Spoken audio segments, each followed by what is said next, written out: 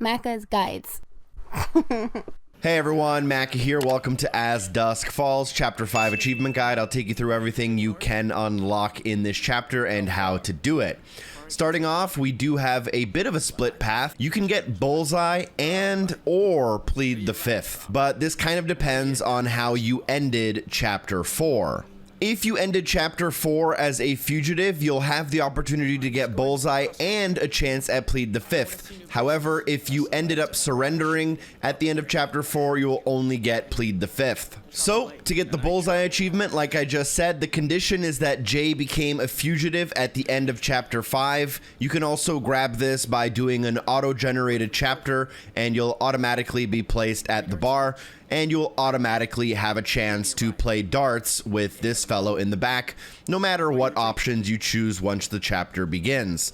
There's a little bit of a mini game. All you have to do is drag your cursor down into the circle, press A to lock it in. This will allow the dart to hit the board, and it doesn't actually matter where you aim. This is all scripted, but if you get all 3 of your shots, you will win in darts and get the Bullseye achievement. Next up, we can grab Plead the 5th. I am so sorry for putting so many things on your screen.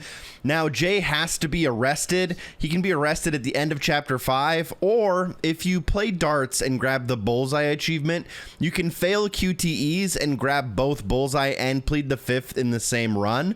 If Jay is arrested, he'll end up at the FBI for questioning, and in order to get this, the path of dialogue you'll want to choose is, don't I get a lawyer? Then during questioning, make sure you don't answer. For some people, you'll have to say this twice. For some people, you have to say it 4 times, depending on how your playthrough's been going.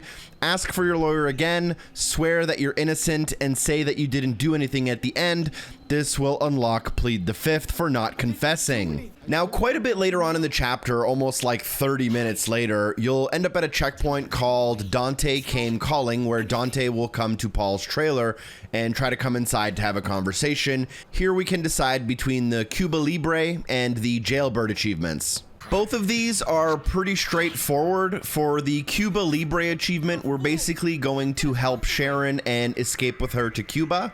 It really doesn't matter what happens during the course of this chapter or checkpoint. It's about 10 minutes long, but at the end, you'll have the option to help Dante or help Sharon. To get Cuba Libre, make sure you help Sharon and then successfully complete all of the QTEs to escape with her and unlock this. Alternatively, we can grab the Jailbird achievement, which is the opposite, and this one is for Sharon getting arrested. When given the crossroads decision, make sure to help Dante, and then make sure you complete all of the QTEs in order to help him arrest Sharon. Alternatively, I think you can actually choose to help Sharon and then fail the QTEs, and she'll also be arrested, but that's not really the best method to go for this. At the very end of the chapter, the story tree gets incredibly complicated, but you'll start with arriving at Todd's party, and then during this segment, you can unlock the Heart-to-Heart, Bonnie and Clyde, and You're on Your Own achievements. Some of them go against each other, but it really depends in which tree branch you are. I'm going to explain it from the beginning of Todd's party to make sure you can get each one. Now, in this first explanation, let's talk about how we go from arriving at Todd's party to unlocking Heart-to-Heart and Bonnie and Clyde, which is for getting Jay and Vanessa to fall in love, and then having them remain as lovers and go to Canada together. You'll have lots of chances for conversation, but I'm only going to cover the things that are actually important. What I did was when I found Vanessa with Todd, I decided to wait in the hallway, and then I decided to walk away from them.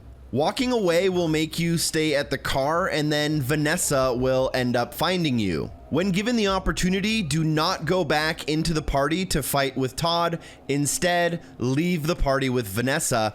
This will unlock a checkpoint called Ditched Party with Vanessa. After ditching the party and reaching the campground, I revealed my true identity to Vanessa by coming clean.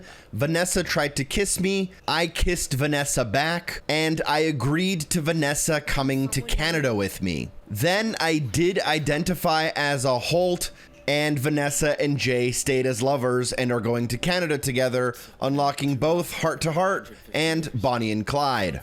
There may be other ways to get some of these, but I would have to play the scene probably 15 times to try all of the variations. Last but not least, we can grab the You're on Your Own achievement, which is for having Jay and Vanessa go their separate ways. And we can also grab Heart to Heart while doing this, assuming that we have ditched the party with Vanessa. That's the most convenient checkpoint, and the one that I'm going to assume you've done just because we've done it in the last achievement I just talked about. After you ditch the party with Vanessa, you can kiss her back, and then when she says she wants to come to Canada with you, tell her it's too dangerous. In this case, you will have the heart to heart, but you will say goodbye to each other the next morning, and you won't leave as lovers. It's also possible that you fight Todd at the party. This will make Vanessa pretty angry, and you can ask Vanessa to stay and then just value her as a friend.